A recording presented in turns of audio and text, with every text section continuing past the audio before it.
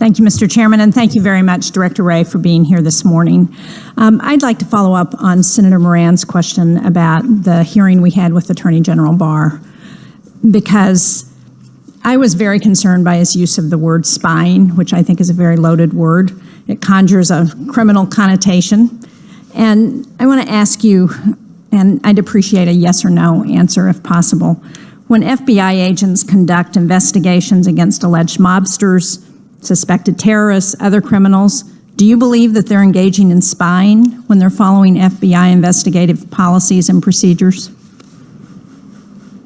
Well, that's not the term I would use. Thank you. So I would say that's a no to that question. Well, I mean, look, there are lots of people have different colloquial phrases. I believe that the FBI is engaged in investigative activity, and part of investigative activity includes surveillance activity of different shapes and sizes. And to me, the key question is making sure that it's done by the book, consistent with our lawful authorities. That's the key question. Different people use different colloquial phrases. And as part of the investigative process, do FBI agents secure warrants for relevant evidence? I'm sorry, could you repeat the question? Yes, as part of an investigative process, like the investigative process into the 2016 presidential campaign, do FBI agents secure warrants for relevant evidence? Certainly, securing warrants is a very important step that we take every day in the FBI in lots and lots of investigations. So I would take that as a yes. Did FBI agents get warrants for information as part of their counter-surveillance investigation into Russian interference in the 2016 election? Well, I want to be a little bit careful about what I can discuss here, but I think it's been publicly disclosed that there were a number of relevant warrants that were secured in the course of that investigation. Thank you. And do you believe, Director Wray, that the FBI and its agents spied into the 2016 presidential campaign operation? Well, again, I want to be careful about how I answer that question here because there is an ongoing Inspector General investigation. I have my own thoughts based on limited information I've seen so far, but I don't think it would be ripe or appropriate for me to share those at this stage because I really do think it's important for everybody to respect the independent Inspector General's investigation, which I think this line of questioning starts to implicate, and I think it's very important for everybody to be able to have full confidence in his review.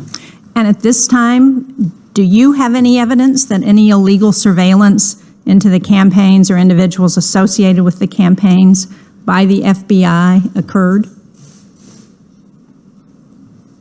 I don't think I personally have any evidence of that sort. Thank you.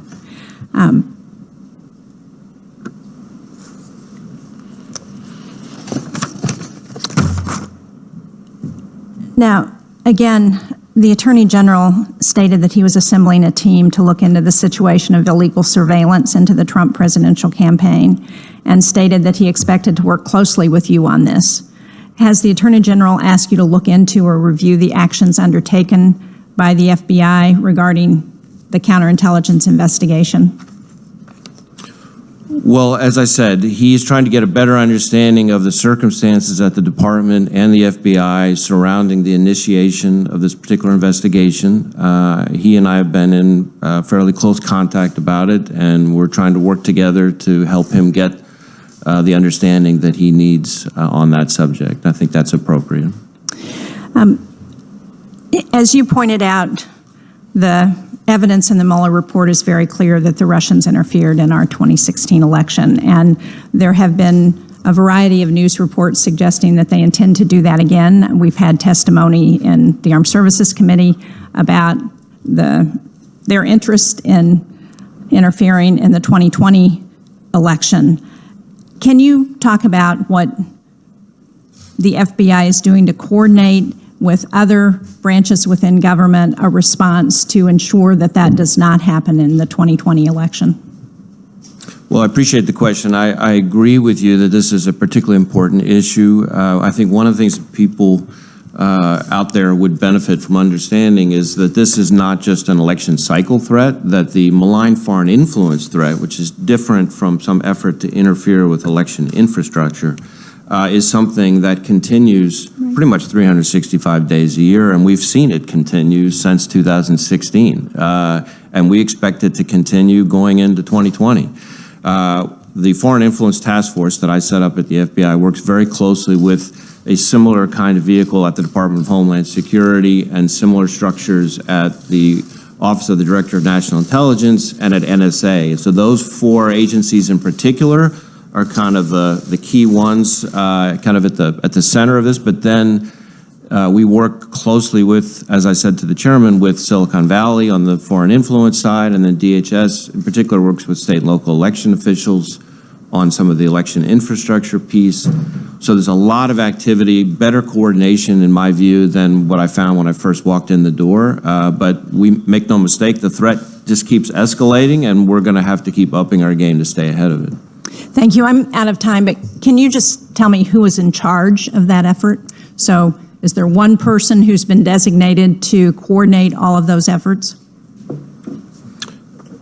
Well, I think each of us has our piece of it. We coordinate closely together, much as we do on, say, counterterrorism or any number of other national security threats.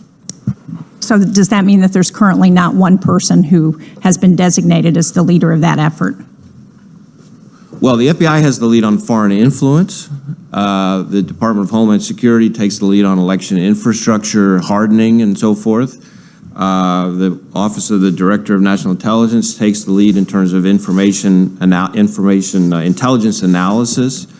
But like I said, in my experience, not unlike we do with any number of other threats facing this country, we all work together, and each of us has our piece of the pie, which I think is the way it should be. Thank you.